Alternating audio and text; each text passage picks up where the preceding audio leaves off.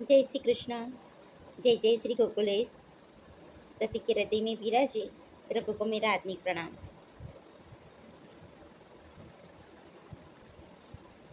एक सवाल है, गोकुलनाथ जी की सृष्टि को पूरा अलग क्यों समझा जा रहा है?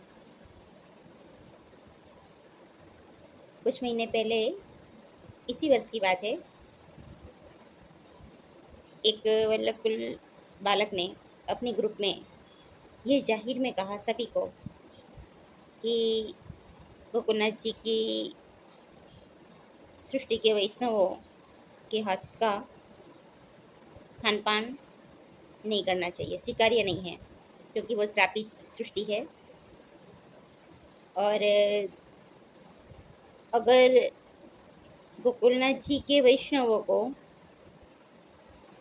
मतलब संग किया जाए तो हम बहिर्मुख हो जाएंगे। दुर्भाग्य से मैं भी वो ग्रुप में थी और बहस हुई, क्योंकि स्वाभाविक है, ऐसी बात नहीं सुन पाएंगे। हमें ये सब भेद नहीं चाहिए। भेद किसने बनाया, क्यों किया, कहाँ से क्या हुआ, कोई रस नहीं है हमें। लेकिन ये बात कहाँ तक सही है कि आप इस तरीके से जाहिर में सभी वैष्णवों को ऐसा आदेश दो, किसी वल्लभ की सृष्टि को छोड़कर अलग अन्य सृष्टि समझो। ये भेद क्यों है? हमें भेद ही नहीं रखना है, हम भेद में नहीं मानते।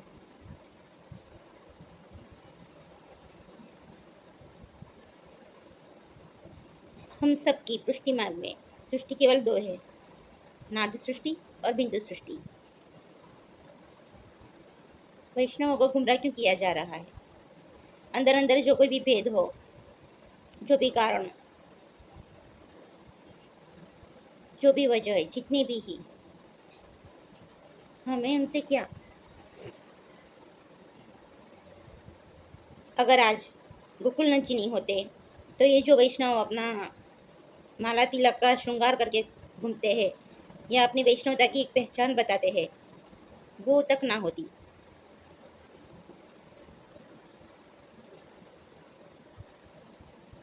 श्री गोकुलनाथ जी की सृष्टि अलग क्यों? फिर उन्होंने मुझे ये भी कहा, जब बहस हुई, मैं वहाँ पर लिखी कि हम सब ये भेद करने वाले होते कौन है आखिर? अलौकिक तत्वों में भेद करने वाले हम हैं कौन? हमारी हैसियत ही क्या है, मतलब कि हम वो तत्वों की बात करें? यहाँ क्या हुआ है कि जिसे जो मर्जी में आए उसने वो बिठा दिया सबके मन में। किसी ने लाल रंग के चश्मे पहनकर ये कह दिया कि आसमान लाल रंग का है, किसी ने ग्रीन कलर के पहन के कह दिया कि आसमान हरा है। शुद्ध ब्रह्मवाद में आकर ये मायावादी जैसा वलन क्यों, ऐसा बर्ताव क्यों?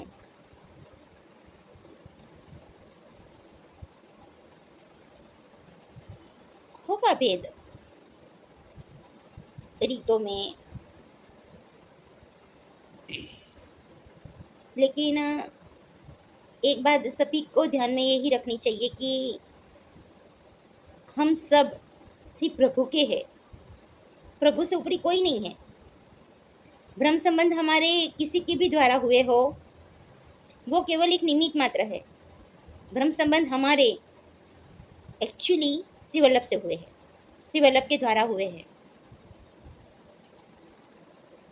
बाकी किसी से नहीं। फिर ये भेद होना ही नहीं चाहिए, ये भेद सिखाना ही नहीं चाहिए।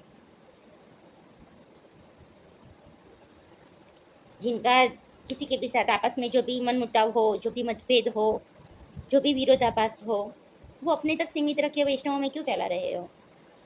हमें क्यों भेद समझा रहे हो? एक तरफ तो ऐसा कहा जाता है कि सभी में प्रभु को देखो, और एक तरफ ऐसे भेद भी समझाए जाते हैं। क्यों? हमें क्यों पागल बनाना चाहते हो? किसी के भी भ्रम संबंध कहीं से भी हुए हो, होते श्री वल्लभ से है, होते श्री वल्लभ के द्वारा ही है, प्रभु से हुए हैं। माध्यम केवल श्री वल्लभ है और कोई नहीं। तो सभी को इतना पता होना चाहिए। वैष्णवों को भी एक दूसरे से आपस में ऐसा पूछना ही नहीं चाहिए कि आपके किससे हुए, आपके किससे हुए, सभी के श्री वल्लभ से हुए, बस।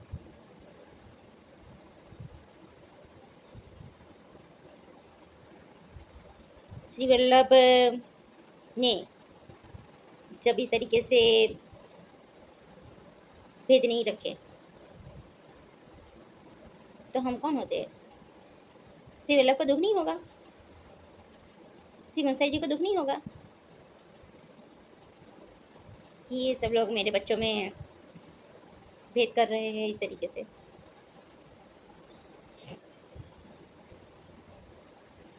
श्री गोकुलनाथ जी की बात करूं तो हम कैसे भूल सकते हैं? मेरा बचपन में नाम मंत्र चतुर्गुरु से हुआ, फिर ब्रह्म संबंध अन्य से हुए। सुरेश बाबा श्री ने बंद कर दिए थे देना, ये कह के मैंने सुना था, मतलब बचपन में, कि अगर महाप्रभु जी के सिद्धांतों पर जिन्हें नहीं चलना है तो मुझे किसी को ब्रह्म संबंध नहीं देने हैं, नहीं दूंगा किसी को। बात सही थी, अच्छी थी, सच्ची थी, ऐसे सब होने चाहिए।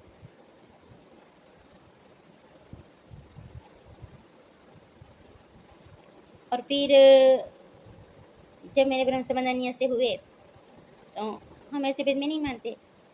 बचपन से जो हम दर्शन करते आए हैं श्री गोकुलनाथ जी के, जो अनुभव पाए हैं, वो सब भूल थोड़ी ना जाएंगे। हमें क्यों सिखा रहे हो ऐसे भेद? जब मैं वो ग्रुप से लेफ्ट हुई तब फिर मुझे पर्सनल में समझाया वो बालक ने कि ऐसी बात नहीं है, ऐसा है, वैसा है। मैं कह रही हूँ चाहे कुछ भी हो, कुछ भी हो, अपना अपने तक सीमित रखो, हमें क्यों? हम सबको भी इसमें इन्वॉल्व करने की क्या ज़रूरत है? और श्रापित की बात है तो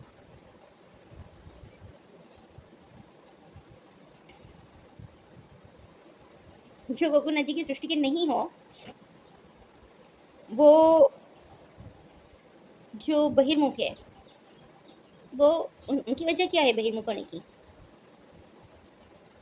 बहिर्मुख कौन नहीं है आज? जिन्होंने ये अपने ग्रुप में कहा, क्या वो बहिर्मुख नहीं है?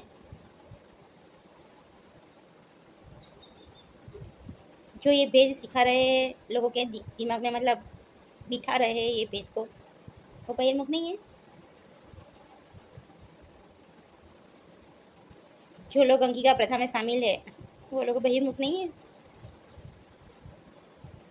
इसलिए वैष्णव फंस गया सब यहाँ वहाँ के राजकारणों में, सबकी राजनीति में वैष्णव फंस कर रह गया।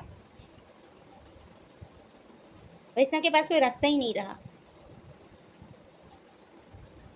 उसकी जिम्मेदारी कौन लेगा?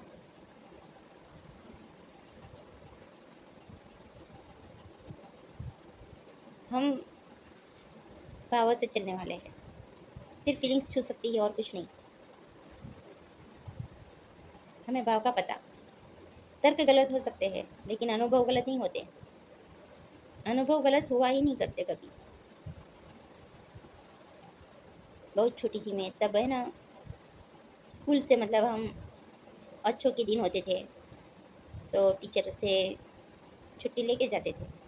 टीचर से मतलब कह के कि अच्छा चल रहा है, दर्शन करने जाना है, आ जाएंगे हम दर्शन करके सीधा। लेकिन अगर फिर दूसरा पीरियड शुरू हो जाए तो हमको आने देना, मतलब लड़ना मत यूँ।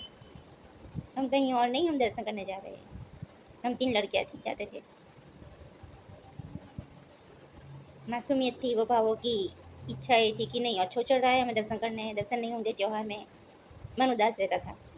अगर कभी दर्शन ना हुए हो, बंद हो जाए, तो ऐसा लगता था जैसे सब कुछ लूट गया।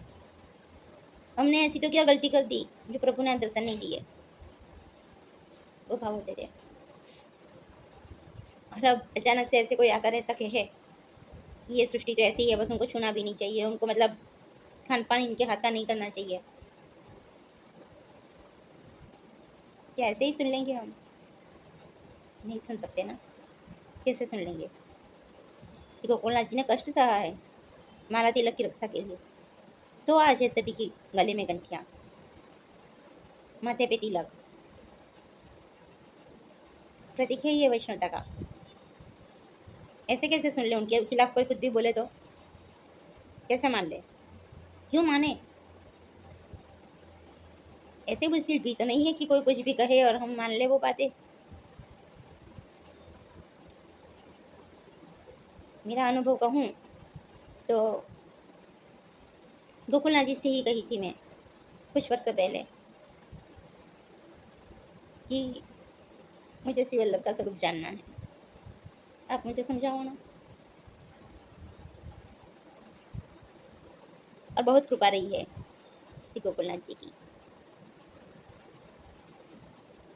एक बार एक माँ जी थे, बहुत बुजुर्ग थे वो, और मंगला के दर्शन में वो कीर्तन गान कर रहे थे, गोकुलनाथ जी के दर्शन कर रहे थे, निहार रहे थे गोकुलनाथ जी को, और कीर्तन गान कर रहे थे बड़े भाव से। मैं मंदिर गई, मैंने सुना, माँ जी को मैं देखी, बहुत खुशी हुई, बहुत आनंद आया ऐसे देखकर। तो मैं वो माँ जी को नहीं जानती थी। मैंने गोकुलनाथ जी से कहा कि ये जो भी है माँ जी, बस उन्हें ऐसे ही लंबी आयु तक स्वस्थ रखना, वो ऐसे ही आए, तुम्हारे दर्शन करे और यूं ही कीर्तन गान करे। दूसरे दिन वो माँ जी का निकलना हुआ, मेरा जाना हुआ मंदिर में। तो वहीं बाहर माँ जी ने मेरे सिर पे हाथ रखकर मुझे आशीर्वाद दिए। मैं एकदम आश्चर्य में, क्योंकि मैं जानती नहीं थी उन्हें, वो भी मुझे जानते नहीं थे। फिर जब मैं दर्शन करने गई तो मैंने गोकुलनाथ जी से कहा कि ये पक्का ये आप ही का काम है। कल मैंने आपसे ये माँ जी की बात करी और आज आपने कुछ ना कुछ तो आपने माँ जी को जरूर कहा है, जो आज माँ जी ने मुझे ऐसे आशीर्वाद दिए। तो ऐसी छोटी छोटी बातों की जो खुशियाँ होती थी, आनंद था, तो वो अब भाव मिट थोड़ी जाएंगे। अगर किसी अन्य के द्वारा हमारे प्रेम संबंध हुए तो क्या आप भूल थोड़ी जाएंगे ये भाव?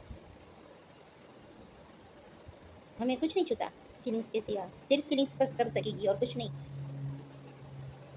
दिमाग की बातें सारी अलग, ज्ञान तो बहुत है, असीम है। ज्ञान से अगर सब लोगों ने ये जान लिया कि पढ़ लिया पुस्तकों में कि प्रभु सर्वव्यापक है, तो क्या उन्हें प्रभु सब जगह दिखने लगे? शुरू हो गए वो, जैसा ही वो सेंटेंस पढ़ा कि प्रभु सर्वव्यापक है, दूसरी सेकंड से ही वो प्रभु हर जगह पर दिखने लगे। तो दीवानों को दीवाने ही रहने दो। क्यों ऐसी सब भेद की बातें समझा रहे हो? बात प्यार की है। प्यार होगा अगर प्रभु से तो हर जगह प्रभु दिखेंगे।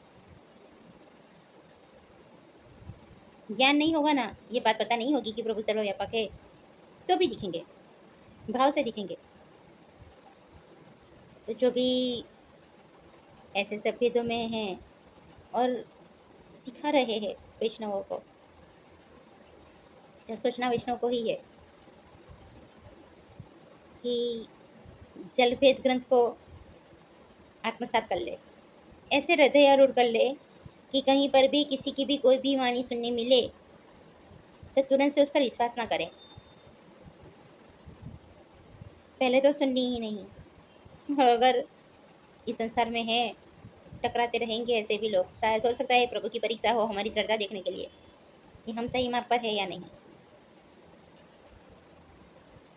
तो परीक्षा ही सही वो, उस तरीके से भी अगर कोई टकरा जाते हैं ऐसे, तो हमें कम से कम ये पता होना चाहिए कि सत्य क्या है।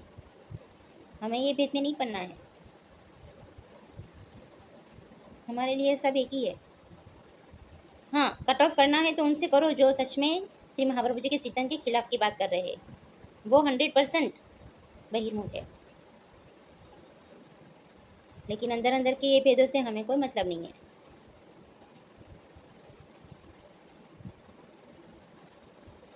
हम तो जय जय श्री गोकुलेश भी कहेंगे, जय श्री कृष्ण भी कहेंगे और वल्लभाधीश की जय भी करेंगे, क्योंकि शुद्ध अद्वैत ब्रह्मवाद है ये। तो फिर मायावादियों सा बर्ताव ही नहीं होना चाहिए यहाँ। जो कर रहा है वो मायावादी है, ब्रह्मवादी कहाँ हुआ? वो तो श्री वल्लभ को मतलब जाना ही नहीं। श्री वल्लभ के प्रागट्य के वो भी तो कारण थे, मायावाद का खंडन करके ब्रह्मवाद की स्थापना करना। वही ब्रह्मवाद में इतना माया का कारण आवरण, इतना मायावाद, यहाँ भेद वहाँ भेद, सब जगह भेद ही भेद। फिर भी बात सभी के मुंह से निकलती अभेद की। ये कैसा भेद है और ये कैसा अभेद है? जय श्री कृष्ण, जय जय श्री गोकुलेश। आसान है कि हमारे सेवा स्वरूप में सर्व जगत को देखें, क्योंकि दो ही विकल्प है हमारे पास। या तो समग्र जगत में प्रभु को देखें, जो कि संभव नहीं है, और दूसरा विकल्प यही कि हमारे प्रभु में ही सभी को देखे, समग्र जगत को, जो यशोदा मैया को दर्शन भी दिया है पूरे ब्रह्मांड का मुख में ही। बस वही हम भी कर सकते हैं।